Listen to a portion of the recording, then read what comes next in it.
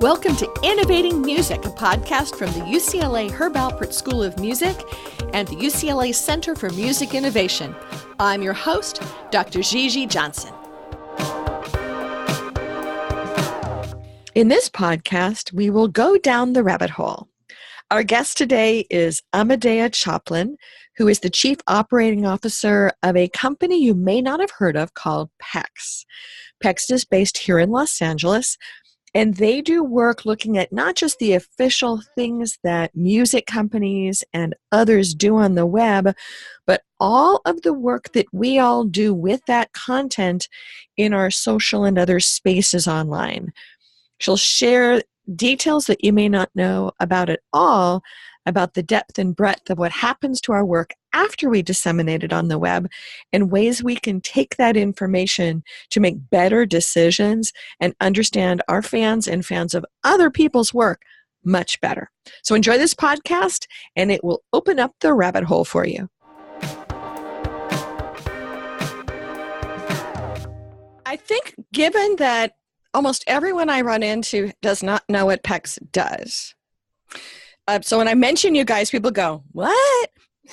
Before I ask you to tell me how you got to PEX and how PEX got started, can you start out with what in the world is PEX and why you guys have this really interesting both perspective and tech and opportunity right now? Yeah, absolutely. So PEX is a startup. We track all the copies of content that are found online. So the way we work is a little bit like a search engine, but instead of tracking similar words, we track videos and music. So the system works a little bit like Shazam, if you want. Instead of hearing the music that's playing in the background, we hear it as soon as it's uploaded on any of the publicly open streaming platforms. So that might be YouTube, Facebook, Instagram, Twitter, TikTok, SoundCloud, whatever it is. We track about 30 of those right now. And so in real time, as soon as even half a second of any video or music that we track is uploaded on those platforms, we instantly spot it. So you are a B2B service that you're working with companies, corporations, and organizations and government folks to get data out of this? Or is this something that an artist or a consumer can also engage with you on? So currently, because it's only, 30 people at the company, we are focused on working with sort of music companies and film companies and such organizations. But in the next few months, we'll be looking to work with individual creators and musicians that want to know where their content is and how big their reach is. Essentially, it's kind of twofold. It's understanding where each copy is and how you can make the most of each copy, whether that's understanding why someone re-uploaded your content, what they did with it, did they comment it, did they just put your music on their wedding video, whatever it is, just understanding where your content lives. And it might be also aggregating that data to then understand your reach, because you might think, oh, well, my accounts have 1 million listens. But actually, if you look at everywhere your music lives, there's 1 billion people that heard your music. Wow. And so actually, this is something that should come up later, but podcasts too? Podcasts have such terrible data as to who listened and who did what to whom. So podcasts are also one of these species that you can follow across the web? Absolutely. Any sound or video. So it needs to move. We don't do images, for example. And we don't care if, we're tracking Taylor Swift's song. We don't care that it says Taylor Swift or if it's just your dancing baby dancing to Taylor Swift's music. We really track the content itself. So you're not tracking the title or the metadata, you're tracking it some other way? Yeah, exactly. So it works. We are collecting the metadata around it, but the way that we find the content is through using this technology that's called fingerprinting.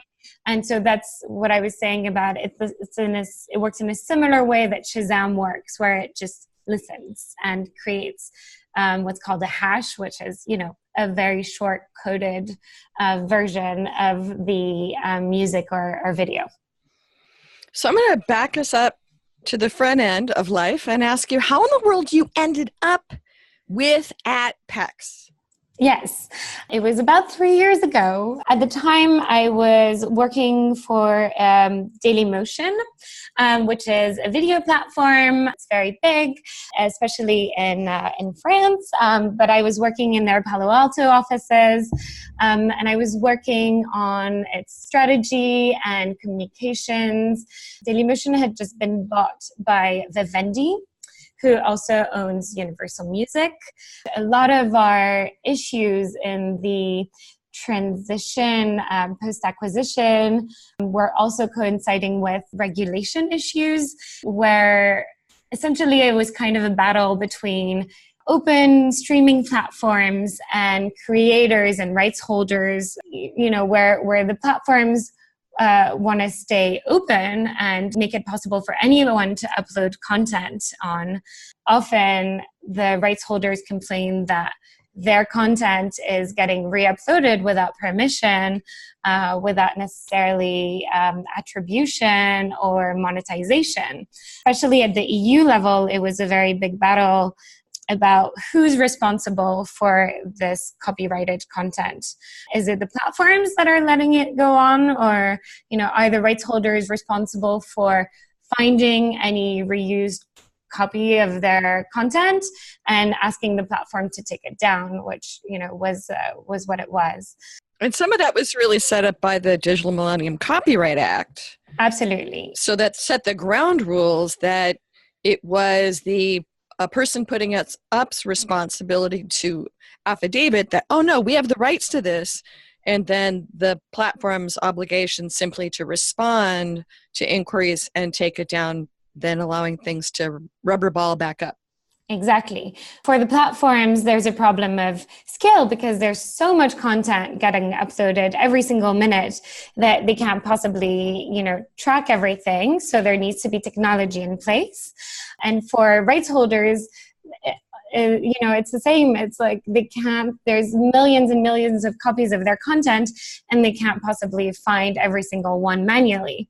This was an ongoing problem on both ends. For years, I sat in kind of EU and French government meetings about, what are we going to do about this? Oh, it's the platform's fault. Oh, it's the rights holders' fault. Oh, and the debate never really went anywhere. Eventually, I met Rasty. He told me about kind of what he was building. Rasty is the founder of PEX, and he's an engineer, a fabulous engineer, and was kind of building this from the ground up.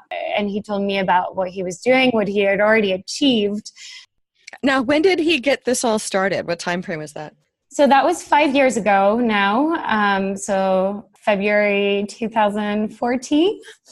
And the initial idea was to do exactly like a Shazam, but for video. So you're looking at a screen in a coffee shop and you want to know what's on TV, track it and or PEX it, I guess. And really, there was no funding for that. Yeah. People said, no one's going to be interested in this and that. But what we want to know is that, but for tracking content as it goes up online. And so that's how PEX got started. Getting to Dailymotion then, and going to strategy there, are you an engineer by training? Are you a multi-talented technologist? How did you end up getting into that space? None of the above. I studied political science and international relations. I guess I have a whole previous life where I did IPOs and investor relations. I was based in London. I did a lot of transactions, essentially traveling with large corp companies around the world to tell their stories to investors. And one of those clients was Orange, who acquired Dailymotion and was going to sell it to Yahoo, and then the government blocked it. So there was a lot of policy dealings with it. And then I had a personal background in the performance arts. My family is in the opera, so I quite naturally had an affinity with creators and artists and how hard it is to make a living, and saw these platforms as kind of a unique opportunity to generate income for people who are out there making a living of their art. And that's kind of how I got to Dailymotion. So you ended up then joining forces with Rasty. When I first met you, I want to say you guys had 15 or 16 employees, so you've doubled in size. What is the need that is creating the opportunity for you? And what are maybe the footprints on the road behind you? I'm aware from some of my wanderings that early on there were no good audio video search engines. And so there really was a dependence on metadata and early real gaps in metadata. So are we now getting to the point that the technology is catching up with the opportunity, or is something else happening now that makes this more crucial? Yeah, absolutely. So essentially, the problem is just growing. So when I was at Dailymotion, we kept telling regulators, look, we'd love to stop all copyrighted content from being uploaded on our platforms, but the technology is simply not out there. When I met Rasty, I realized the technology is here. This is what it is. That's where we got started. And then we started working with one major music company, and then another, and now have a very, very large footprint in the music industry and beyond. The problem that they're trying to solve is this kind of huge virality in music and in video. When a content is published on the internet, everyone takes ownership of it, and it spreads like wildfire. That's really the culture of the internet. There's really no point in trying to stop it. It's going to happen. And so music is everywhere. It might not be that everyone is copying this Taylor Swift music video because they want to pirate it. No, they just want to show their baby dancing to Taylor Swift, and that's fine. The content owner just needs to know that it's there and that people are viewing their content in that way. Well, I'm aware that a while ago that there were some technologies out there that were attempting to chase down stuff that had gone viral and then attach ads later. I think that was something that was part of, Auditude, that was invested in by Viacom at one point in time. Is that what this is, so that I can go chase stuff that is out in the wild? Or is it simply telling me it's there so I can have other either legal or marketing proceedings? What's the next step on you pointing out, look, there's a 2-second clip of blah, blah, blah in this baby video, or a full track? What is the deliverable to the music and other companies, and what do they then do with this information?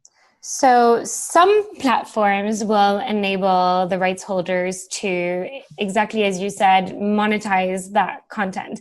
So say, hey, this is my music on this video. I want to take a chunk of the advertising revenue that's playing on it because I own it. And hence you can generate revenue through advertising and yet leave the content up. So it's kind of a win-win for everyone. The person who uploaded the video gets to keep it up, and the person who owns the music or part of the video can also get some revenue from it and be paid for their work. That's a first and kind of basic step. Then there is much more complex procedures. It might be that you actually find online a sync license that was never asked for or negotiated. There is some revenue there that you can go and claim. It might be that you can then realize that your audience is not 1,000 people, it's 1 million people. And then that has value either if you're a musician for a label that might sign you, or for where you decide to go in concert. You might realize like, hey, I have this huge following on vk.com, which is a Russian platform. Maybe I need to go to Russia. Maybe there's an audience there for me. You can also find people who are using your music because they really love it, to a point where they're not just listening to it on your accounts, they're making it their own, they're commenting it, they're adding it to mashups. And so you can create a new kind of audience segment from that, and engage with those super fans that you've now found that really, just love your content so much they want it in their own content creation. So for marketers now, and we're in we're in March 2019. I have to think about when we are right now. I'm about to teach my annual internet marketing and branding for musicians class. And every year we look at what is the data available for the artist and manager and songwriter and publishing company to know where the work is in the world and how to then reconnect with fans. This is actually going beyond it's if I'm finding something on YouTube, it's not telling me that Jane Smith in Morocco, and Jane Smith is probably not her name in Morocco, is listening to it, because that would actually be pointing me to YouTube, and then through YouTube I would be able to more granularly find someone who's listening to that track maybe. But this is really telling me, here's all the places my song is being heard, or fragments of my song is being heard. So then I have to go to each of those places to try to get demographic aggregated data, or is something about this bringing that more granular information as well into the mix? Yes, so you're getting the information about where your content is being reused and how many views it has there. What people are then reusing that reused content. So how does your content travel through? First, maybe you posted it on Facebook and someone re-uploaded it on Instagram and people are making copies of that Instagram video, or and then it's uploaded to SoundCloud and Mixcloud and my mixtapes in this, this piece done by this one DJ, and then people are taking that and it's moving forward like that. Mm-hmm. And so that's really the virality and the viral nature of online platforms today, is that your content travels, and from the minute that you put it out there, you really don't have currently any other way to track it. And so is there any means to geofence or geocache or whatever it is to the geography or the physical space of that spread, or is it simply by platform and by country? That would really depend on the platform and the country, and the platform itself having means to let you do that. So I think YouTube has systems in place to help you do this, but not necessarily the others. But only for the things that you put up, right? Mm-hmm. So if it is moved into someone else's account that they're then sharing your content, you can't look under their hood, or can you? No, but you can, take actions against it depending on what the platform lets you do. So there's almost layering what you're doing into many other data sets, pools, visualizations. So what is the type of output then that a company gets from you guys? So they'll see every single piece of reused content that's uploaded on every single platform in real time, and also in history. So we can go back in time and say, hey, in 2014 and 2015 and 2016, all these pieces of content were uploaded that include your songs. And they'll get that, and then they'll get the aggregated data on that. So how many reused content on Instagram? How many on Twitter? How many views do all of these aggregate? How many likes? How many comments? How many shares? Which piece of the content was the most popular? Oh, this little piece was sampled over and over again. And so it's this 1 minute 10 to 1 minute 15 piece of the song that was taken. Or was it the full song that was re-uploaded over and over again? So all of these types of metrics will be aggregated in our analytics system. And so then your customers get access to this data visualization rich platform, or they get a big old download, or whatever they're wanting to contract with you guys? They can do either. So they can, we have an interface. They can see all of this on the interface. It's all visualized on the interface, or they can pull the data. If they're, a big company, they can pull all the data via an API and treat it in their own systems. They can also download CSV files with literally every single URL of every single upload. They can filter it. They can say, hey, I only really care about Facebook, and filter it with that. And only videos, I only care to see videos on Instagram that have more than 1,000 views and that were posted between January 2015 and January 2016, and only by verified channels, and et cetera, et cetera. So I do a lot of work in competitive analysis. Do I only see my stuff, or can I also see other people's stuff? You can see anyone's stuff. So we let you track any content. So you can upload a file or any YouTube link and see where else that content exists. So for marketers, for example, you might not really care where your ad is gone, but you might want to see, hey, where's the competition's ad gone? You can see that through us.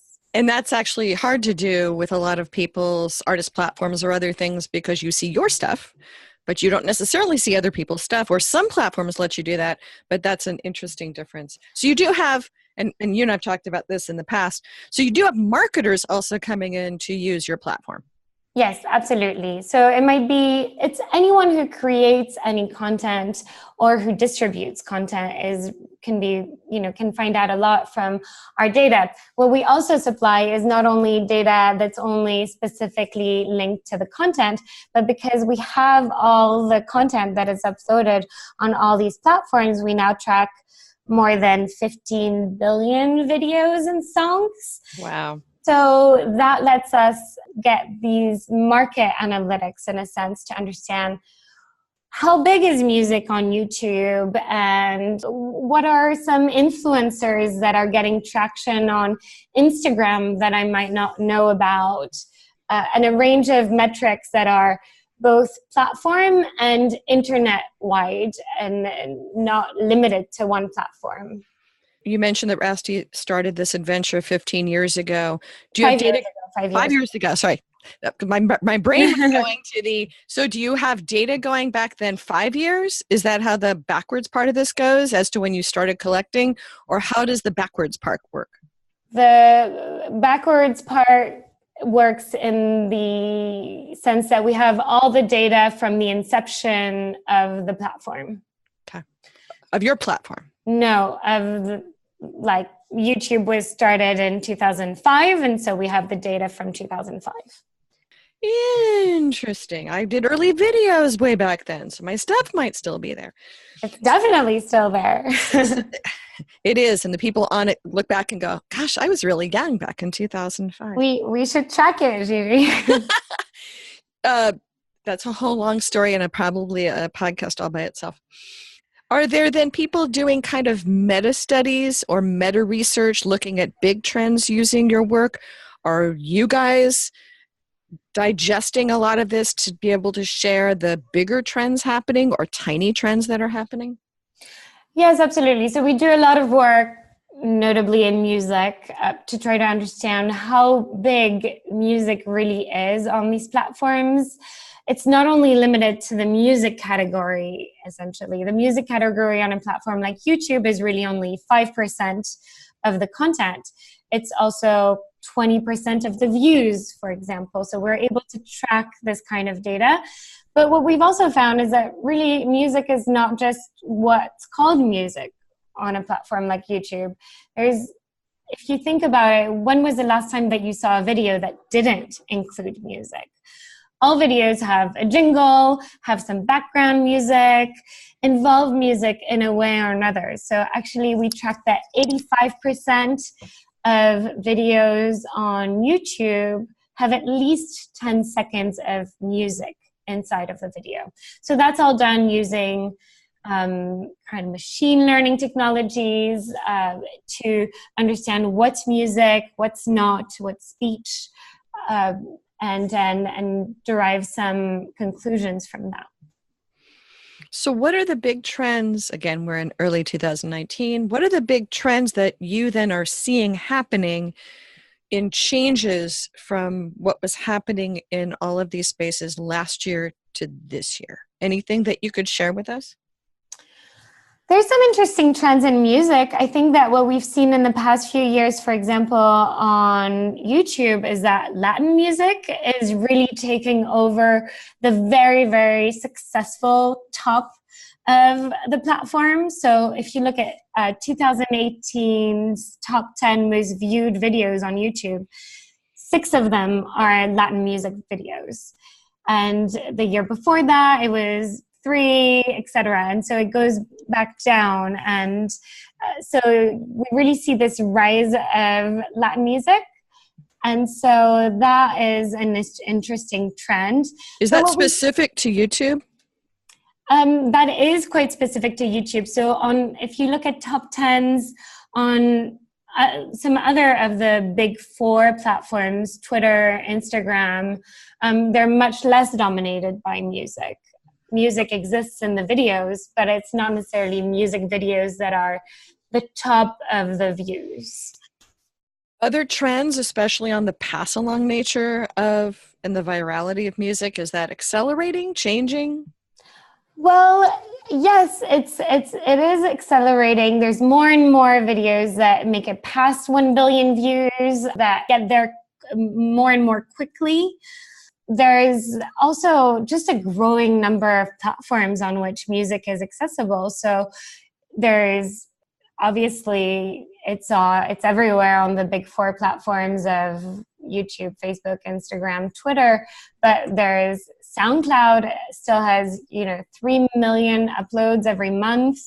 There's my mixtapes, there's Mixcloud, there's TikTok. There are so many platforms on which music is distributed, and it's really no longer a game of putting it out on one platform. You really have to reach your audience on all of these platforms, and consider that your reach is all of your audience on all of these platforms, because one is simply not enough. And that your audience is doing a lot of the quote unquote work for you?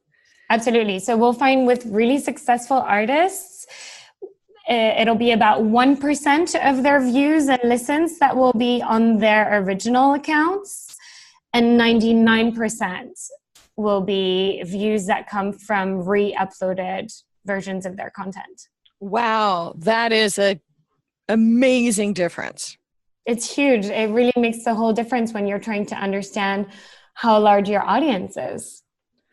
And then the need, I think of it, again, I look at competitive data, the need to understand that 99% behavior before you then go release your next piece, your next album, your next track, your next EP. Absolutely, because that's also an average. So we'll also see pieces of content that might be popular, but they're really not viral. People don't reuse them, quite simply. It's popular, people watch it, and people move on with their lives. There's others that are just super viral. Everyone reuses it. There's more and more challenges too with a platform like TikTok. We're seeing some videos and some music videos that are super popular. I was looking yesterday at this one microwave challenge that's popular on the platform right now, and there is a bell sound inside the song that sounds a little bit like a microwave bell, and people are spinning on themselves, imitating a microwave, and that's getting this song re-uploaded and re-uploaded and re-uploaded on TikTok. But then those videos then end up on YouTube, and they end up on Facebook, and people share them everywhere. So there's a gigantic mine of information that also is the challenge of then how you get all of those reuse fans to turn into something that is of value and revalue for the artist, manager, songwriter, etc. It's not just, hi, how do I make money off this track that is out in the wild, but how do I then get that fan to know about other opportunities with that brand? Absolutely. And so what you can do with these channels is essentially create whitelists and make these accounts people that you might want to target later on in another campaign when you're marketing another piece of content or another product, essentially. So it's kind of a whole remarketing question. Exactly. How you can tag and get back to them and find a way to have them see your next opportunity, since they've evidenced by behavior, but off your normal track, off your official tracks, to be able to say, hey, you've done the work, now let's get you in the fold. Exactly. Interesting. So what are you seeing then as the big challenges that remain, or the big next steps that you wish there were answers for? I think what we see is that some platforms have made it really easy to just say, hey, here's my work, I want to monetize it, click, done. And that makes it possible for artists to get a huge chunk of revenue from the platform that they wouldn't otherwise see. And there's still a lot of platforms out there that don't have such mechanisms in place. And I think that's really the next step, is making our technology available in a way that platforms can then all implement this kind of attribution on their platforms, and hence get the artists paid for their work. And so that's something that we're working on at the moment, and we're launching. It's called our attribution engine, and it's going to help all artists and creators claim their content essentially throughout the internet. Are there any global issues that you are seeing on your global platform? We tend to talk, whether we're meaning to or not, from a U.S. point of view about U.S. marketplaces and U.S. audiences.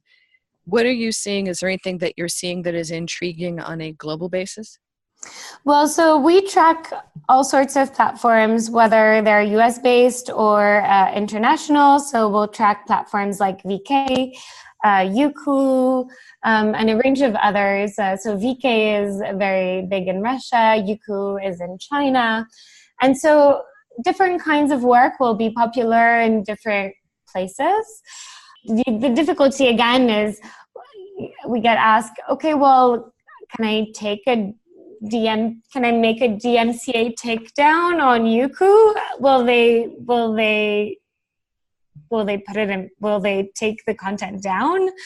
That's still a little bit of an issue, and different regulations getting put in place also in different countries. So in the US, there's a notion of fair use. It's different in different countries. So in Europe, they might consider that up to 3 minutes of the content getting reused is fair use.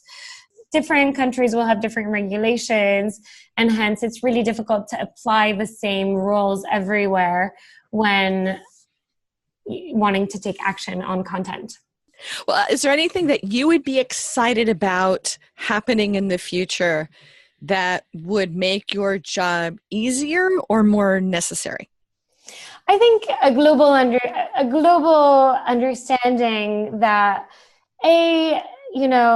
content can be reused, and that's good. It's positive for the artists and for the platforms, and it's a win-win for everyone. Everyone gets to see the content, share the content, engage with the content, whether it's music or video, see it everywhere and let it travel, and but also attribute the ownership, being able to attribute the ownership to the person who created it in the first place, I think is so crucial. And so that's really what we're working on at the moment, and what we hope sees some success is really having this accessible, no matter the platform, no matter the artist, or whether they're independent, whether they're part of a major, really adding transparency to where your music, where your videos are traveling online and on which platforms, and being able to access that information and take actions based on it, so that artists get a fair payment and a good understanding of where their content lives.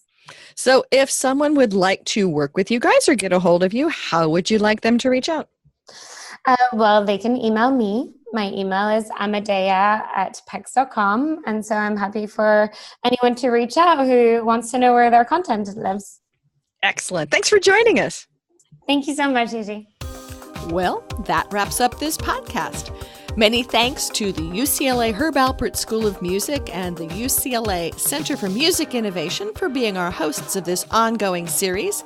You can subscribe to us in all the usual places, or you can come find us at innovation.schoolofmusic.ucla.edu. Join us again to follow the other adventures that we will be tracking down in Innovating Music. Thanks again.